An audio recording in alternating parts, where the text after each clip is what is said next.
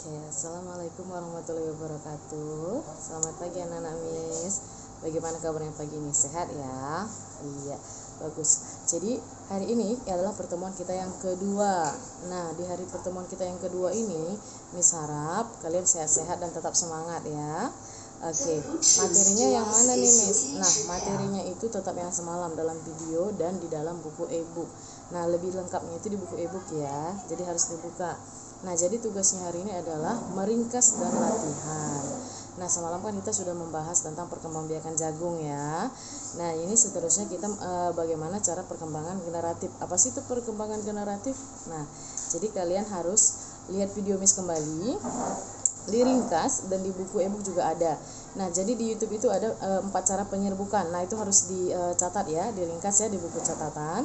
Kemudian penyerbukan itu ada latihannya. Nah, latihannya apa Miss? Nah, jadi kalian nanti coba lihat bunga di sekitar lingkungan rumah kalian, gambarkan, dan bagaimana cara penyerbukannya. Penyerbukan sendiri kah, penyerbukan tetangga kah, atau penyerbukan silang.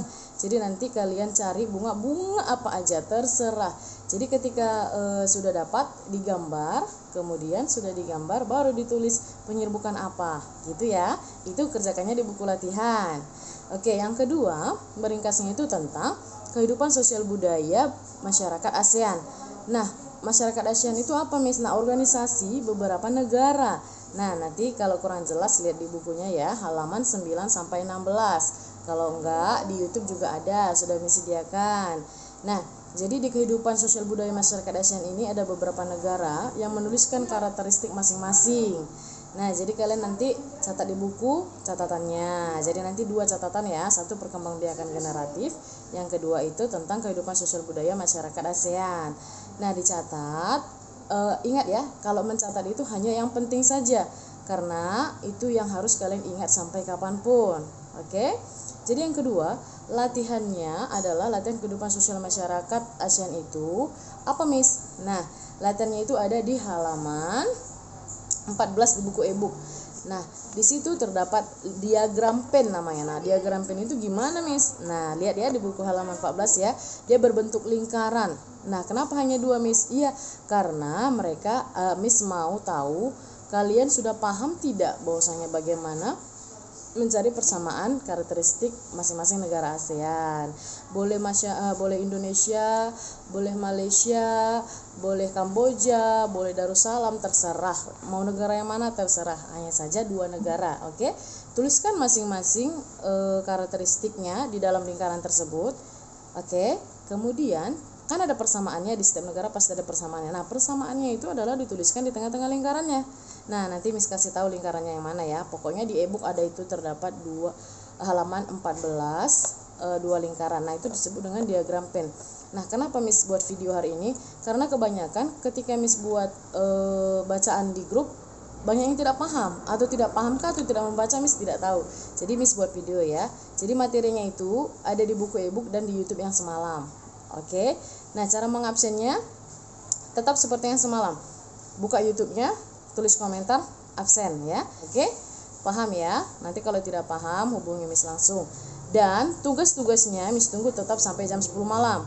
Ingat, tugas-tugas yang sudah selesai dipoto, dikirim Miss ke Miss langsung nih, nggak boleh ke grup. Ke Miss langsung. Nanti kalau yang ke grup ada yang nyontek, nggak boleh. Jadi harus ke Miss langsung. Paham ya? Kalau tidak paham nanti apa yang Miss bilangkan, telepon ke Miss langsung. Oke? Oke. Jadi di sini Miss mau kasih contoh bagaimana cara menggunakan diagram Venn-nya. Nah, biar lebih jelas ya.